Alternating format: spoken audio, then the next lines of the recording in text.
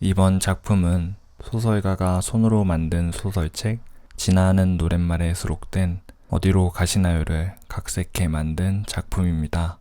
자세한 내용은 설명란에 링크를 참고해 주세요. 구독과 좋아요, 알람 설정까지 고맙습니다. 고마부입니다.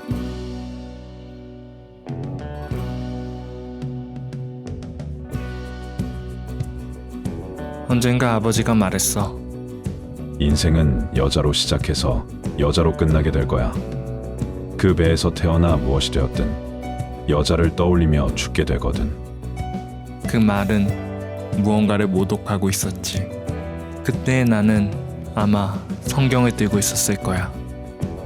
하루가 지나고 아버지는 어딘가로 끌려갔어. 항상 그렇듯 마지막 모습은 마지막 말과 함께 남아. 여자로 시작해서 여자로 끝날 것이다.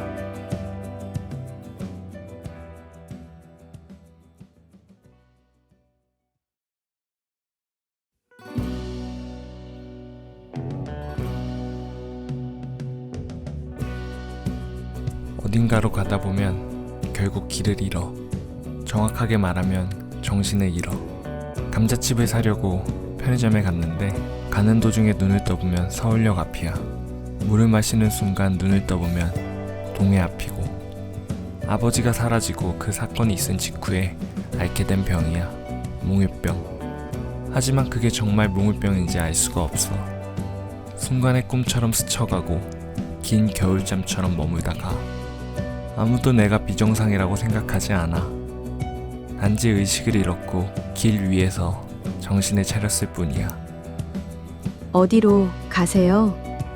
여자가 그렇게 물었을 때 나는 대답하지 못했어. 어딘가로 가려고 했는데 도무지 알 수 없었지. 이곳에 왜 왔는지 그 이유조차 몰랐어. 몽유병이었어. 네? 어디로 가시냐고요? 여자를 멀뚱히 쳐다봤어. 모르는 여자였지. 아마 어딘가로 가고 있었겠죠. 이마 부분이 지끈거렸어. 기능을 상실한 것처럼 머리가 희뿌했어. 어디론가. 여기가 어딘지, 어디로 가고 있었는지 떠오르지 않았어. 하지만 지금 이 상황이 이상하지 않았지. 현실적으로 느껴졌거든. 낮잠을 자고 일어난 기분이야. 여기가 어디죠? 마치 그 질문을 기다렸다는 듯 여자가 주변을 가리켰어. 우리가 서 있는 곳은 섬 같았어. 삼각형 모양의 횡단보도를 잇는 보도블럭의 섬. 여긴 종로예요. 종로구. 정확히는 종각역.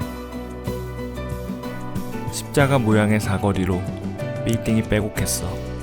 그것들을 하나씩 되짚었지. 지표를 하나씩 세우고 현실에 옷을 입혔어. 익숙한 곳이야. 기간으로 따지면 10년. 나는 이곳에서 일했어.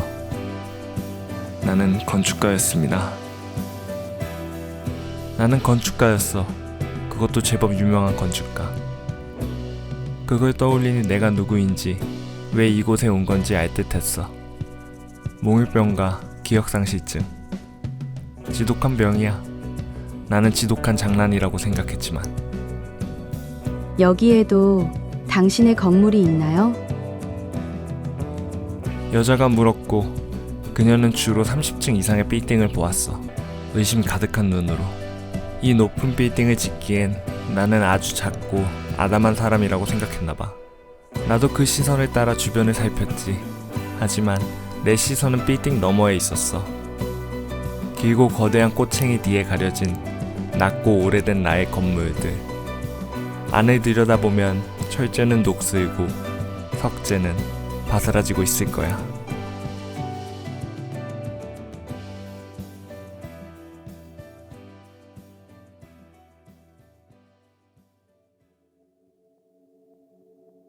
건물을 지을 때마다 나는 기념비를 세워.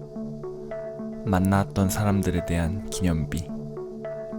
이제는 만나지 않는 그 사람들을 위해 그것들을 세워. 최초의 기념비는 여자에 대한 것이었어. 사진가였던 사생활을 찍는 여자. 나무에게도 사생활이란 게 있어.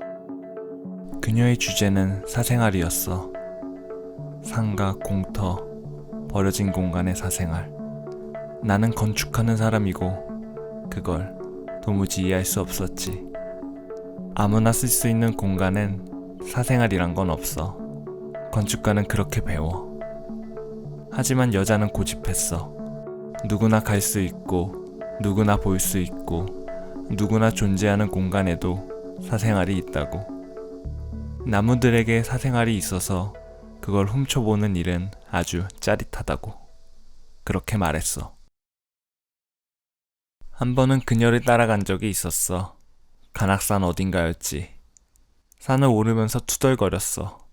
서울 시민 모두가 드나들 곳에 나무들만의 영역이 있을까? 한참을 올랐어. 인적이 드문 산기슭이었어. 그녀는 소나무를 찍었지. 무엇을 찍는지 그 순간엔 몰랐어. 그냥 나무를 찍는구나 그렇게 생각했어. 산에 빨리 내려가고 싶었어. 산만큼 지루한 공간도 없었거든. 건축가가 할 수 있는 일이 없잖아. 딱 한 번이었어. 미러리스 카메라를 들고서 필름 카메라인 양 사진을 찍었어. 예전엔 정성이 있었어. 한 방이 중요했거든. 필름 값이 정말 비쌌어. 나는 가방에서 맥북을 꺼냈어. 메모리 카드를 맥북에 꽂고 사진을 클릭했지. 최대 밝기의 액정에서 나무의 모습이 드러났어. 사진이 된 나무, 나무를 찍은 사진. 픽셀 신호로 변환된 나무가 그곳에 있었어. 그제야 나무의 사생활이 무엇인지 보였어. 디지털 세계의 공간, 그게 사생활이라는 건가? 최대한 작게 놀랐어. 묻어나오는 감탄은 꽤 컸지. 그녀 역시 작게 놀랐어. 역시 건축가라 다르네. 그걸 알아보는 사람이 흔치 않았거든. 그녀가 좋아하는 사람도 흔치 않았어. 여자는 날 많이 좋아했어. 여자가 많이 좋아하는 연인 관계, 그게 우리의 관계였지. 여자는 매번 건축가는 다르다고 말했어. 사진전을 갈 때도 회화 전시회를 갈 때도 여자는 늘 그랬어. 건축가라서 그런가. 보는 눈이 달라. 건축가라서 그런 게 아니라 조금의 예술성을 가지고 있어서 그런 거였는데 도무지 말을 듣지 않았어. 나는 같은 마음을 가지고 싶었지만 여자는 다른 마음을 인정하고 싶어 했어. 예술이라는 땅 위에 사진과 건축이 같이 있는 거라고 말했지만 여자는 사진과 건축 위에 우리가 각각 올라섰다고 늘 말했지. 고집스러운 여자였어. 나는 물렁했고. 많이 좋아한 만큼 많이 실망해서 여자가 떠났어. 좋아한 만큼 좋아해 주길 바랬지만 나는 그러지 못했거든. 그런 식으로 줄 마음이 무엇인지 나는 몰랐어. 내 마음은 건축가 같았어. 어떻게든 세우고 만들어서 모양을 갖추지만 그것이 도무지 뭔지 나는 몰랐어. 어떤 동기에서 건물을 설계했을까? 그 디자인은 어디서 온 걸까? 너무 많은 걸 알았고 너무 많은 사람을 만났어. 너무 많은 것을 들었고 보았고 읽었어. 그 때문에 뒤죽박죽이 되어서 내가 말하고 있어도 그게 나인지 알지 못해. 내가 만든 건물이지만 그게 정말 내 걸까? 사진과 여자친구에 대해서도 같았어. 좋아하고 사랑했지만 그게 내 마음인지 알지 못했어. 그래서 말하지 못했어. 좋다, 기쁘다, 좋아한다, 사랑한다. 나도 여자와 같았지만 그 마음은 표현하지 못했어. 여자는 떠났어. 떠나고 난 뒤에 여자는 내 마음을 점유했어. 나무가 차지한 공간처럼. 사생활이라 부를 만한 공간을 만들었지. 그 마음속 무언가를 어딘가에 짓고 싶었어. 그래서 건축한 건물마다 기념비를 세웠어. 종로구 익선동에 지은 낙익, 떨어진 날개란 뜻의 한옥이야. 그게 나의 첫 번째 작품이었고 그곳에 최초의 기념비를 세웠어. 이후로 종강역과 익선동 그 근처에만 내가 서게 한 건물이 10채가 넘어. 높은 빌딩과 낮은 한옥, 그 어딘가에 기념비를 세웠지. 누구도 알지 못하고 발견할 수도 없는 나만의 공간. 너무 꽁꽁 숨겨서 말해놓고 봐도 알아들을 수 없을 거야.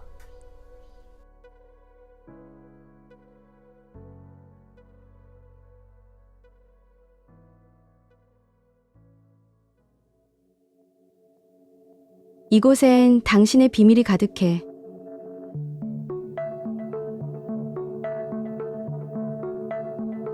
거리에서 나를 불렀던 여자가 말했어. 이번에도 정신을 잃었다가 되찾았지. 뭐라고? 왜 갑자기 반말이냐고 묻고 싶었는데 그건 중요하지 않았어. 어떤 비밀? 나도 반말하면 되니까. 몰라. 하지만 꽁꽁 숨겨뒀어. 혹시 내가 지은 건물의 관계자인가? 그걸 어떻게 알았어? 지금 바늘처럼 돌고 있잖아. 가만 보니까 제자리에서 돌고 있더라고. 방향을 찾고 있는 나침판처럼. 표정이 봄을 찾아 떠나는 아이 같아. 보물, 아이, 표정? 상대의 말을 명사로 돌려 말하는 버릇이 있었어. 아주 어렸을 때부터. 제대로 말하기까지 10년이 걸렸어. 이 버릇은 그때 남은 거야. 그래. 이런 식으로. 여자의 얼굴이 내게 바짝 붙었어. 굉장히 심각했어. 그걸 찾지 못하면 안 되는 사람처럼. 보물, 아이, 표정. 근데 빨리 찾아야 할 거야. 곧 무너질 거거든. 무너져? 뭐가? 건물. 나는 인상을 썼어. 건물을 찾을 때처럼 이마와 미간에 주름을 잡았어. 건물, 무너짐. 머릿속에 이 두 단어가 떠올랐어. 이건 일종의 경고 메시지였어. 나는 여자의 얼굴을 유심히 살폈어. 장난기가 묻어나는 인상이지만 거짓말의 타입은 아니야. 정말 건물이 무너지는 거야? 곧 언제인지 모르겠지만 곧 무너질 거야. 그러니 대비해야 해. 그런데 나는 여자를 위아래로 훑었어. 너는 누군데? 단정한 단발머리, 찢지도 옅지도 않은 갈색머리, 흰 블라우스, 검정 치마. 어느 뭐로 보나 튀지 않은 구성이야. 나는 회사원이야. 여자는 그걸 이제야 물어보냐는 투로 대답했어. 평범하네. 그치. 나 같은 사람은 평범한 사람이 건물이 무너질 거 어떻게 미리 알 수 있어? 아는 방법이 있어. 뭔데? 뉴스에 나왔거든. 뉴스라는 말에 내 기대는 저만치 멀어졌어. 뉴스 속보를 보았지. 건물 붕괴 같은 단어는 보이지 않았어.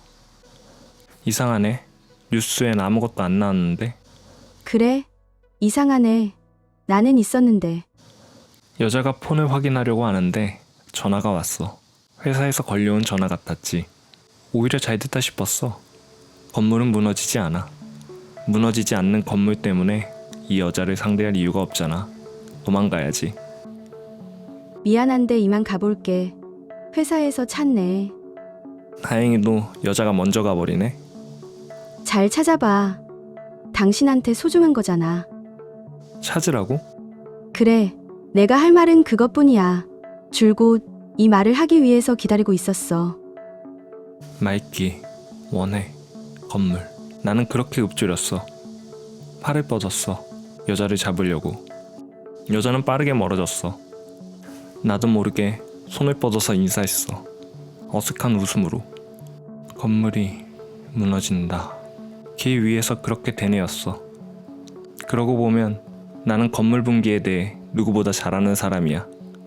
오래전 누군가 건물을 붕괴시켰는데 그것 때문에 내가 건축가가 됐거든. 몸을 돌려서 정동 쪽을 보았어. 바로 앞엔 익선동, 그리고 그 뒤에 빌딩이 보였어. 본래라면 낙원상가가 있어야 할 장소야. 무언가를 벌하는 단두대처럼 그곳에 건물 하나가 우뚝 섰어.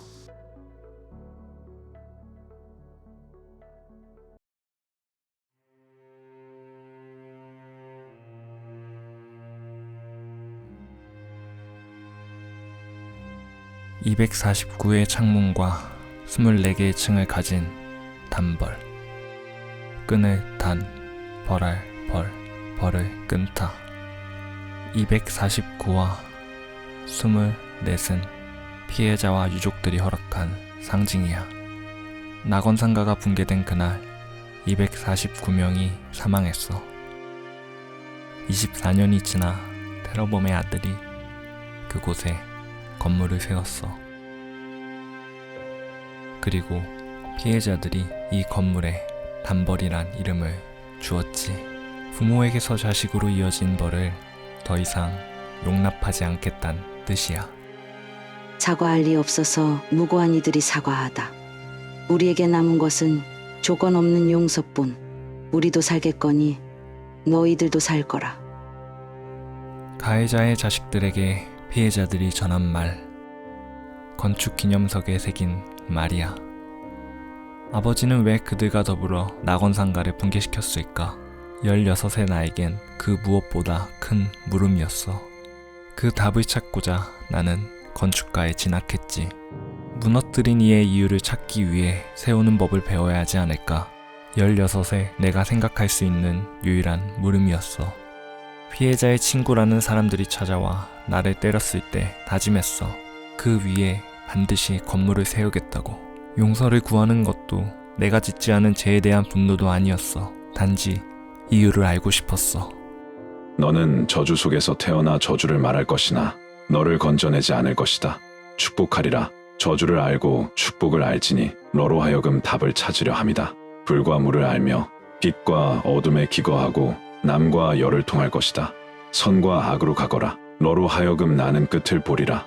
너는 나로 하여금 답을 찾을 것이다.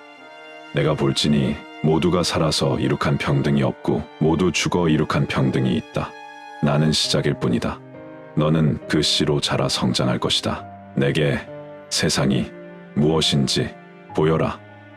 보자마자 태워버린 아버지의 유서였어. 무슨 뜻인지 알 리 없고 무슨 뜻인지 알고 싶지도 않았어. 249란 숫자와 이 유서에 갇혀서 쭉 살아왔어. 단벌. 그걸 보고 있으면 생각이 덜어져. 짓지 않은 죄를 누군가 끊는다는 사실이 어색했어. 때론 억울했어. 하지만 그와 별개로 생각이 줄었어.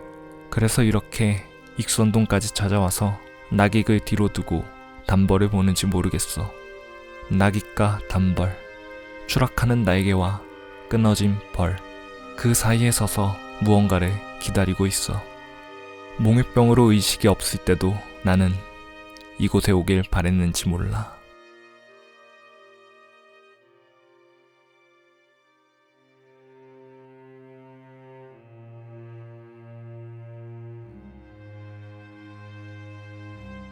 어디로 가세요? 여자는 그렇게 물었어. 이제야 깨달아. 애초에 어디로 갈 생각은 없었어. 그저 이곳에 오고 싶었을 뿐이야. 이곳에 서서 생각을 덜어내. 생각이 사라져. 잘 찾아봐. 당신한테 소중한 거잖아. 그런데 다시 생각해보면 어디로 가는지 묻는 말, 실상 이곳에 왔으니까 이제 어디로 갈 것인지 묻는 말이야. 여기서 끝낼 생각은 없어. 이곳에 왜 왔는지 이유를 알지 못하지만 어찌됐든 여기에만 머물지 않아. 어디론가 갈 거야. 첫 걸음을 떼야만 알 수 있어. 건물이 붕괴된다. 처음에 발아든 음절부터 서서히 무너지며 마침표를 찍었어. 정말 건물이 붕괴된다. 아버지의 망령인가 그들이 떠올랐어. 아버지와 더불어 24년 전 낙원상가를 무너뜨린 이들. 나는 달렸어. 붕괴는 사실이고 이제 남은 건 살리는 일뿐이야. 힌트는 총 3개야. 내가 만든 건물과 그 안에 세워둔 기념비, 그리고 회사원. 인도와 차도도 무시한 채 4차선 대로를 가로질렀어. 경적 소리에 심장이 벌렁였지만 그냥 달렸어. 그 순간 번쩍임과 함께 몸이 날았어. 아스팔트로 부딪히면서 몸이 쓸려나갔어. 눈을 떴을 땐 사람들이 나를 내려다보고 있었어. 괜찮으세요? 단발머리를 한 여자가 나를 보며 물었어. 나는 눈을 깜빡였어. 몸에 감각이 무뎠어. 해병대 점퍼를 입은 노인이 나를 부축했어. 한 번 주춤했다가 노인을 붙잡고 바로 섰어. 그를 붙잡은 손이 피로 흥건했어. 창에 비친 내 모습이 보였어.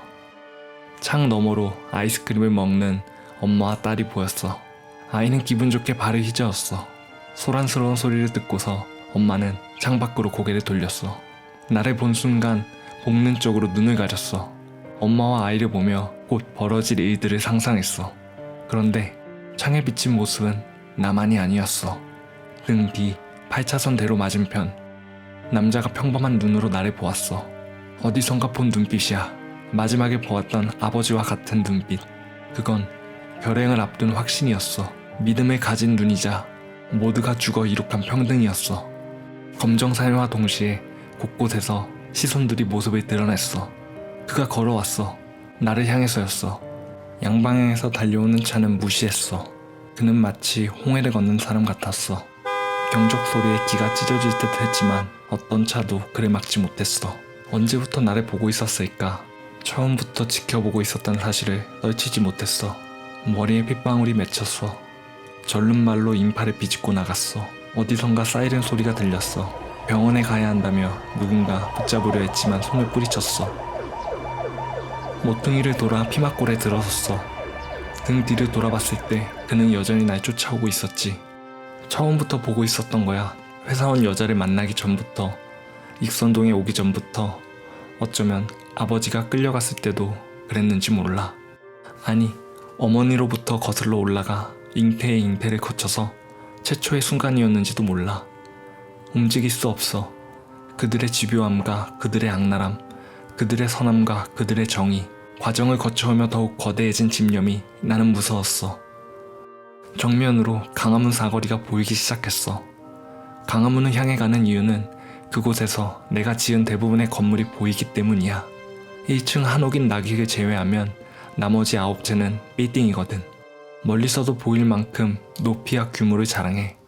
문제는 지금 시간대에 사람들로 꽉 찬 비즈니스 빌딩이란 사실이야. 얼마나 죽을까? 이제 짐작도 되지 않아. 어디서 흐르는지도 모르는 피를 너무 많이 쏟았어. 시야는 또렷했지만 머리가 무거웠어. 많이 죽어.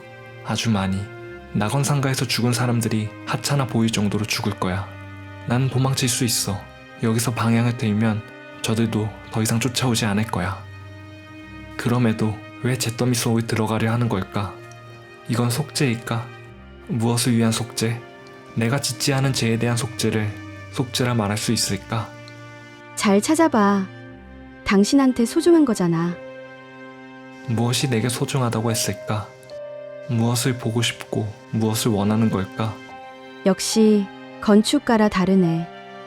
처음엔 그게 나무 찍는 여자라고 생각했어. 어쩌면 줄곧 그 여자한테 사로잡혀 있었는지 몰라. 일종의 운명론처럼. 그렇기 때문에 그 여자는 내 안에서 가장 높고 거대하고 밝게 빛나는 빌딩이 됐는지도 몰라. 유일하게 스스로 올라가 버티고선 건물.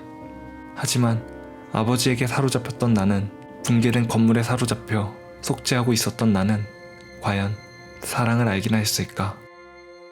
잠깐 쉬지. 어깨로 손이 넘어왔어. 어깨가 으스러질 것 같았어. 강한 힘이었어. 누르는 압력에 주저앉아 버렸어. 앉은 채 고개를 들어 뒤로 돌아봤어. 거대한 남자였어. 얼굴은 보이지 않았어. 정오를 지난 해는 종로 대로를 가르지르고 있었어. 눈이 부셨어. 도시의 먼지로 눈이 따가웠어. 앞이 보이지 않았어. 아무리 급해도 쉬어야 할 때가 있는 거야. 말할 필요는 없어. 지금은 적당히 듣고 적당히 판단해야 하거든. 왜 라는 말을 뱉으려다가 멈췄어. 입을 벌릴 수 없었어. 자, 일단 확인 차원에서 물어볼게. 묻는 말에만 대답해. 힘들면 고개를 끄덕이고. 알았지? 좋아. 너는 건축가야. 맞지? 저항은 무의미했어. 바늘 같은 섬뜩함이었거든. 조금이라도 망설이면 여지없이 찔러넣겠다고 말하고 있었어. 건축가인 넌 아버지가 있었어. 좋아. 아마 지금쯤이면 못 푸신 양반들도 우리가 뭘 하려는지 알 거야. 매번 조심하긴 하는데 빛이 새어나간단 말이야. 이 목소리는 어딘지 세상의 것이 아니었어. 인간의 온기가 느껴졌는데 있어야 할 무언가가 없었어. 영혼은 저곳에 있는데 육신만이 이곳에 있는 느낌. 세상에 둬야 할 것을 잊어버리고 저 세상의 것을 여기로 가져왔어. 너 지금 무슨 일이 일어나는지 알고 있을 거야. 내 말 잘 들어. 너는 저주 속에서 태어나서 축복을 받았어. 세상이 알아야 할 모든 것을 알기 위해 살아가는 균형추야. 너는 거짓이고 진실이며 불평등과 평등이야. 뜨거운 바람이 길을 타고 머리까지 전해졌어.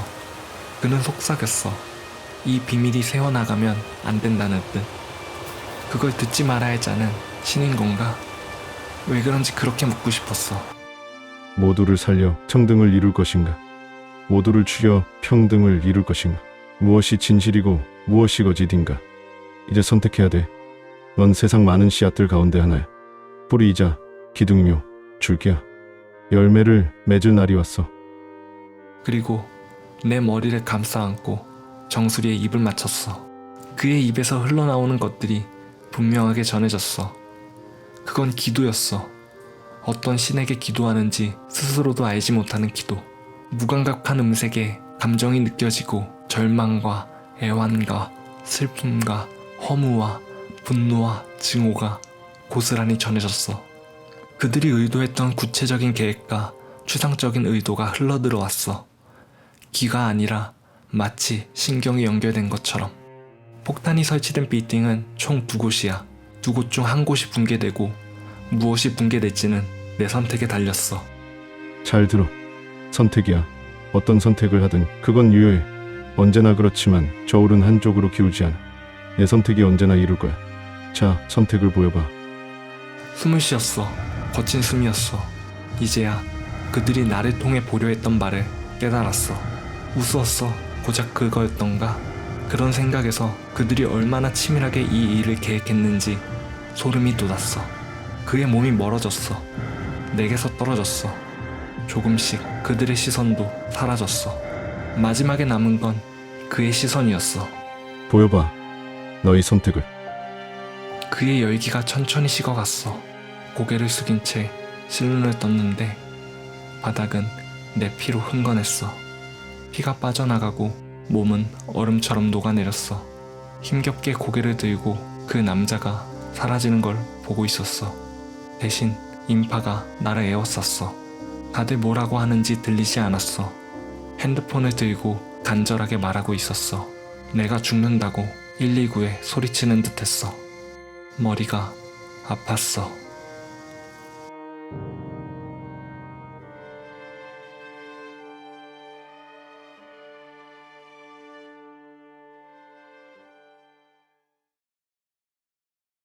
멍 때리지 말고 휴게실 좀 갔다 와. 냉수 먹고 정신 차려. 부장이 소리칩니다. 그제야 다인은 정신을 차립니다. 언니, 괜찮아요? 대리 유민입니다. 아파요? 아니, 왜? 아니에요. 유민은 웃으며 자기 파티션으로 들어가 버립니다. 점심시간 내내 다인은 정신을 차리지 못했습니다. 몸은 10층 높이의 사무실에 있는데 저 밑으로 번지점프했다가 돌아온 기분입니다. 부장의 눈치를 살피다가 휴게실로 갑니다.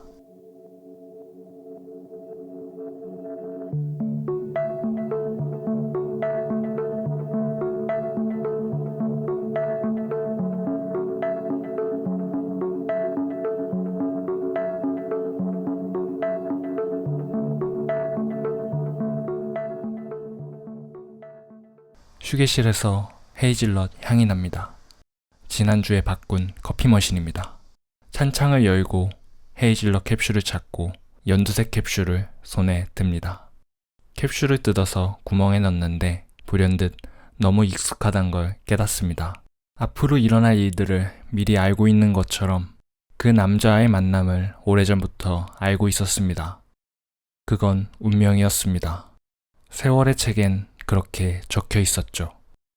그 책을 봤을 때 단체의 안내원이 말했습니다. 이 책엔 모든 것이 적혀 있지만 절대 바꿀 수 없다고. 속는 셈 치고 다이는 책을 펼칩니다. 내가 쓰지도 않은 책의 저자가 나라고? 재밌네. 책을 읽기 직전 다인의 생각입니다. 그 생각이 책에 적혀 있습니다. 안내원이 편하게 보라며 의자를 권한다. 나는 고개만 끄덕인다. 안내원이 나간다. 그걸 읽은 바로 다음 순간 안내원은 편하게 보세요 라고 말하며 의자를 권합니다. 다인은 고개를 끄덕입니다. 안내원이 나갑니다. 안내원이 나간 문을 그리고 손에 든 책을 번갈아 쳐다봅니다. 이건 진짜야. 이상한 단체가 아니라 정말 이상한 현실 속에 들어와 버린 겁니다. 보게 되면 본대로 행동하는 책, 그 사실이 두렵습니다. 만약 내가 죽거나 누군가를 죽인다고 적혀 있다면 어떻게 될까? 언니, 무슨 생각해요? 문 쪽을 보니 유민이 있습니다. 언제부터 와 있었어? 막 왔어요. 언니는 내가 올 줄 모르고 있었나 보네요.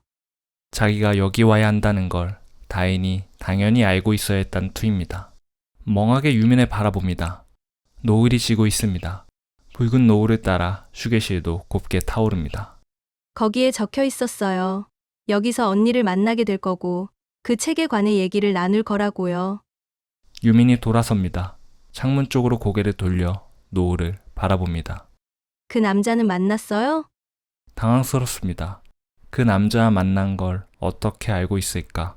기둥 사이로 넘어간 해는 둘 사이에 그림자를 들이웁니다.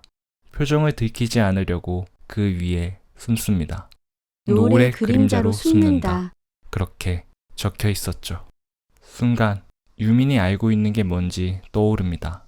왜 여기 왔는지, 그리고 앞으로 무엇을 할지 다이는 다 알고 있습니다. 왜냐하면 일어날 일을 모두 알고 있기 때문에. 그 남자는 어떻게 될까요? 유민이 다인에게 걸어옵니다. 반사적으로 몸을 틀어서 옆으로 비껴섭니다. 유민의 미소가 보입니다.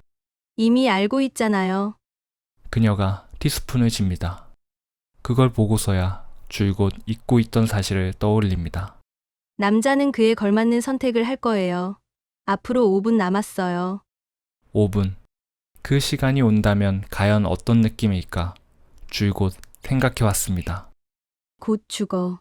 그치? 그 책엔 그렇게 적혀 있었습니다. 참 슬픈 책이구나. 당시엔 그렇게 생각했었습니다. 모순적이다. 팔짱을 낀 채 창 밖을 봅니다.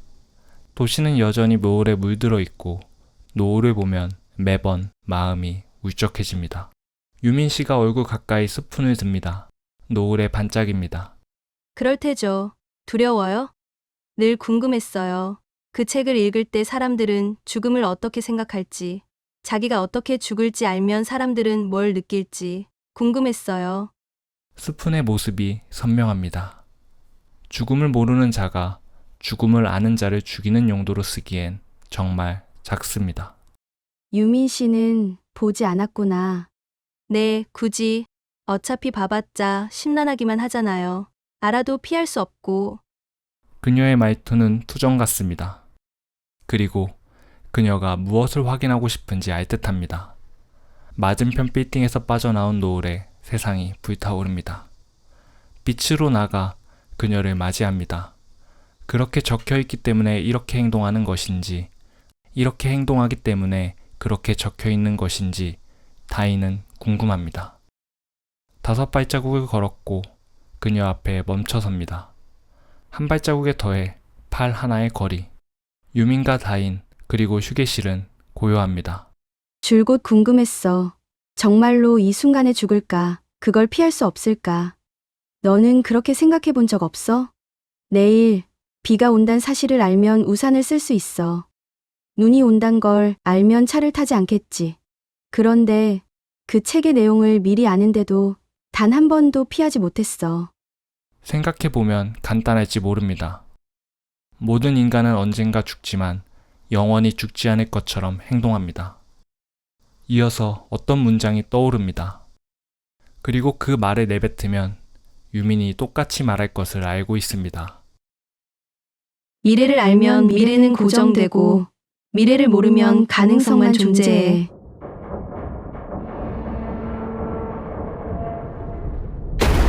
유민의 눈동자에 비친 풍경으로 거대한 폭발을 목격합니다. 그 광경을 눈에 담기 위해 고개를 돌리는 찰나 목 부근에 예리한 무언가가 스치고 지나갑니다. 차가웠습니다. 목에서 분수가 터진다. 주황빛에서 눈부신 폭발을, 그리고 눈부신 폭발 속에서 얼굴을 일그러뜨리는 유민 씨를 본다. 목을 붙잡고 현기증을 느끼며 쓰러진다. 바닥에 드러누워 파르르 떤다. 창문을 본다. 창 너머 먼지 구름에서 붕괴되는 불길이 보인다. 그 남자는 자신이 만든 목적지가 아니라 길잡이인 당신을 선택했어. 유민의 음성이 떨립니다. 계획이 틀어진 것입니다. 이내 허세를 부리듯 일부러 성난 목소리로 말합니다. 방향 감각이 좋은 사람이네. 어떻게 해도 길잡이가 죽는다는 사실을 몰랐겠지만 듣게 될 마지막 말들이 가까웠습니다. 싱크대를 붙잡고 유민은 떨리는 몸을 간신히 유지합니다. 마지막 말을 피와 함께 다이는 쏟아냅니다. 잘 가요. 자꾸 졸음이 몰려옵니다. 이미 죽을 걸 알고 있기에 죽음에 대한 두려움도 생에 대한 집착도 없습니다. 하지만 죽을 순간이 다가오니 화가 납니다. 마지막 물음에 답을 찾지 못했습니다. 어째서 미래를 알면 아무것도 바꾸지 못할까?